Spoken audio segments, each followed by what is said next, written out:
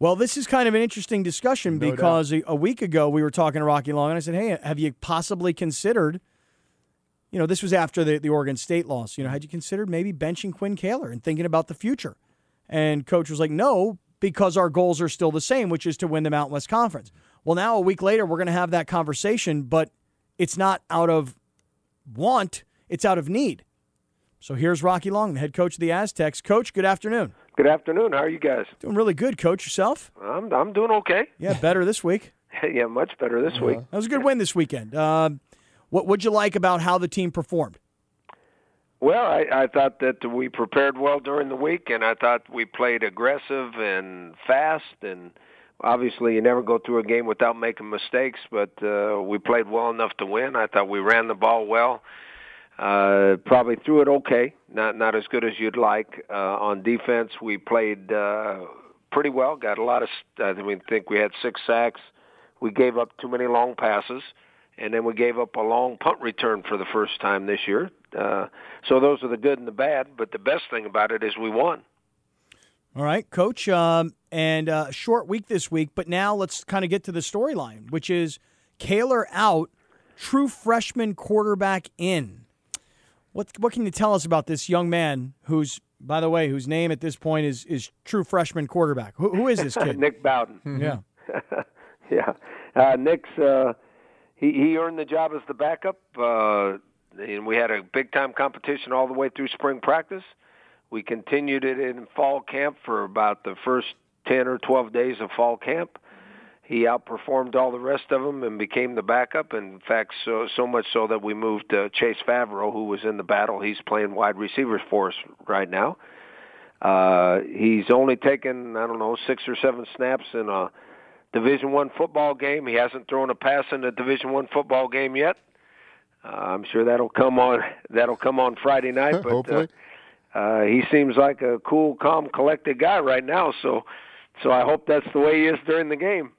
And Rocky, as far as your critique of him, it's moving around the pocket better and getting out of trouble better, but the accuracy is something he still needs to work on. Yeah, that's exactly right. He's a little bit better athlete. He runs a little bit better. He steps around, runs around the pocket. He's harder to sack. He's got a stronger arm, but his accuracy is not as good as you want it to be right now, and I just hope he doesn't throw it to them. Right. Okay, but let me ask you this. You're recruiting this kid a year ago, right? Yeah, actually, he came in January and went through spring practice. So, we recruited him a year ago. He graduated early and came in and got to go through spring practice. So he's not – I guess he is a true freshman, but he had spring practice where our backup quarterback, Christian Chapman from Carlsbad High School, is not had spring practice, and he's the backup. Mm-hmm. Okay, so what are you saying, that there's 2 true freshmen now? That's the first and second string, and then the third stringer's probably a walk-on true freshman. Okay, so, Coach, a year ago at this time, when you're recruiting this kid, and I don't know, had you had an early commitment from this young man? Yes, okay. He committed early. Okay, so the kid is on your radar. He's going to sign. He's up in Northern California. Did I read Los Gatos area? That's it. Okay, yes. So a little south of San Francisco and Santa Cruz and that, but they play good quality football. And from what I know, I believe that Los Gatos High School has kind of a big reputation. It's a very good program. In fact, he was the starting quarterback a year ago, and they won the CIF championship. I don't know what division it was, but he was the quarterback, and they won the CIF championship in his division up there. Okay, so the kid has credentials. If we would have talked right at National Signing Day last year, I said, "Hey, tell me about this quarterback from Los Gatos." Mm-hmm. What would the game plan then have been? If you bring him in, redshirt, what would you have said on signing day about this kid? Well, when we did sign him, we gave him guarantees that if he came in early, we'd give him a chance to compete. Obviously, you never count on a freshman being the starter or even being the backup, but we legitimately gave him a chance in spring practice to compete, and what he did in spring practice made us give him more of a chance in fall camp. So he came in a little bit earlier than most freshmen do. He came with the guarantee from us that we would, in spring practice, give him a chance to compete. and played well enough so we let him compete in the fall, and he won the backup job. Now he's our starting quarterback. All right. And he's 6'3", and he's 225, 230. I mean, that's a pretty good sized quarterback. Yeah, he's a big, strong young man. He he lifts weights with the rest of them just like they do, and we stopped hitting him after fall camp. After he became the backup, we stopped hitting him, but he bounces off of people, and he can run through people if he has to, and I would rather him run with the ball and use that size than throw an interception. Right on, yeah. Yep. So, and this is Rocky Long, the Aztecs head coach. San Diego State, big winners this past weekend over UNLV, 34-17, but they've got a Friday night game at Fresno State that'll be seen on CBS Sports Network. But short week and now a true freshman quarterback. What do you do here? Do you protect this kid, or do you say, you know what? Wing it. Let him just let's treat him as if he's a senior, and let's go find out what this kid can do.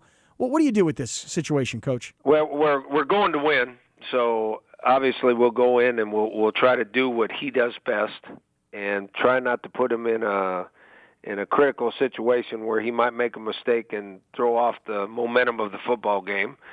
And as long as we're hanging in there and it's close and it's competitive and we're ahead or just a few points behind, I think we'll keep it pretty close to the vest. Now, we're going to win, so if we get behind, we're going to spread it out and throw it around and let him gain some experience, and you never know. He might throw it better than we think he does, and he might lead us to a victory, and we found a great quarterback. But that's just the way it goes. I mean, we could have lost Quinn in the first play of any game, and he'd have to go in and play. I actually have a really good vibe about this whole situation. Let me tell you what my crystal ball sees. Wow. All right. Here goes. And Rocky. it's free of charge? You don't have to pay me. I'm not. If you want like my tarot cards or whatever, I'll have to charge you for that. Or if you want me to read your palm or whatever. Right. But my crystal ball tells me this, and this is, it's a shame, unfortunately. Injuries happen in the game. I don't know what the prognosis is for Quinn Kaler. If it's a week injury or 2 or 4, I don't know. But what I think is going to happen is this. I think you guys can go there and win. I think you guys can rally behind this young quarterback. And if this guy plays well, like his credentials say he may do, well, then all of a sudden you might find yourself playing this kid the rest of the year. And all of a sudden now, next year, he's your starter as a sophomore. I mean, with experience. That's my point. Yes. I mean, you got a senior quarterback, and you're going to have to go through this in spring next year anyway. This could be a blessing in disguise, is my point, Coach. I love your positive attitude about it, and I hope your crystal ball is clear and you're reading it the right way, because that would make us all happy. And then when Quinn got well, however long it takes, they say it could be 2 weeks, it could be all the way up to 4 weeks. It's a lot better off having 2 experienced quarterbacks than it is to have 1. Yeah, and Rocky, I mean, you've been through dozens, I'm sure, of quarterbacks. What kind of learning curve is Nick on? I mean, does he feel like?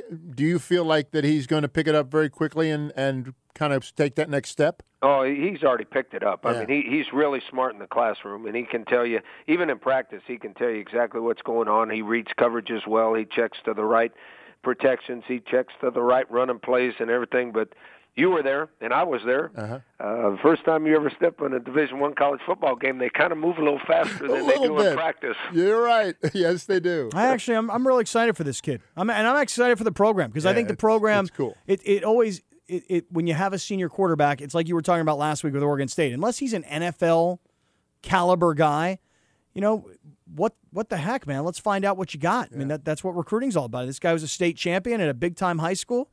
In a big, this isn't a kid from some little Division V or whatever school that's playing in some crappy state that doesn't have good football. I mean, this is California high school football. Yeah, exactly. All right, Coach. Well, I might ask you to come talk to our team about this. Let me tell you something. I'm available at any time. Now you've done it, Rocky. I'm available at any time, and I'm glad to come talk to the team. In fact, I'd like to come talk to the team if you don't mind. Can we put a time limit on it? Yeah. How much time are you going to give me? Well, I don't know. I never talk to them more than about 3 or 4 minutes because they get bored real quickly. I understand that, but I'll have a presentation to snap them back into it. Visual aids? Yeah, of course, naturally. Yeah. Cool. I'll give them time to go out and text their girlfriends and stuff. Right. I don't know if we want that going on. No, you don't think so, huh? No. All right. Just one other thing, Coach, before you go, because it's a great win against UNLV, but there's other injuries around. I mean, tell us about losing on the defensive side, kind of your top linebacker. Yeah, Derek Largent, Friday night before the game, called our trainer at 4:00 in the morning. Our trainer had to go take him to the hospital, and he had his appendix taken out, and he'll be, I don't know, he's walking around now. He got out of the hospital after a day or so. He's walking around, but he's probably not going to be cleared. Usually it's about a 3 or 4 week period before he's cleared to play again. That sucks. Oh, that's terrible. That's oh, too bad. Man. That is awful. Yeah. It's awful for him because he missed a lot of last year, too, due to an injury. And him being a senior this year, he's probably physically gifted enough to play in the NFL, but he has to be able to show him he can. Yeah. And he makes our team a whole lot better when he's out there. Yeah. Hey, before you go, what can you just tell us about Fresno State? I've looked a little bit. I see that in the first game they got crushed by USC. I remember watching that game. Then they got beat by Utah, but Utah went to Michigan and won rather easily, so maybe Utah's pretty good. Then lost against Nebraska. So like you guys, they started out a conference to try and get better in conference, and it worked just like it worked for San Diego State, who comes back and wins this past week against UNLV. They beat New Mexico, so they get off to a really slow start, and then they get into conference play. What do you know about Fresno State that you can tell us? Well, you're right. I think they played up in competition, and they had a little controversy at quarterback. They were trying to play 2 different quarterbacks. They tried 2 or 3 different styles of offense in the first couple of weeks, trying to match the offense to the quarterback. Now they've decided on a quarterback, and they're back kind of in the spread, which they did last year with Carr, and they performed much, much better. Obviously, they played Southern Utah, and they had a lot better players than Southern Utah, but they didn't at New Mexico. And New Mexico runs a unique offense and really controlled the ball and kept the ball away from them. But when they had it, they looked kind of like they did last year. They've got really good wide receivers. They got a big, strong running back. They're very experienced up front. And they settled on a quarterback, and they settled on a style of offense. And since they've done that, they've been much, much better. All right, well, looking forward to it. Friday night, it's on CBS Sports Network. San Diego State against Fresno State. Friday night football in college. I hate that. So do I. Come on, really? Friday night is for high school football. Yeah, it is. I agree. But the expansion of television networks means they all need content, and everybody wants the money, so you got to go play those games. I play when they tell me. I don't have any choice. I understand that. All right, Coach, you let me know when you need me to come talk to the team. I'm available anytime. All right, Scott. All right, thank you, Thanks, Coach. Rock. Thanks, Scott. Bye. All right, Rocky Long.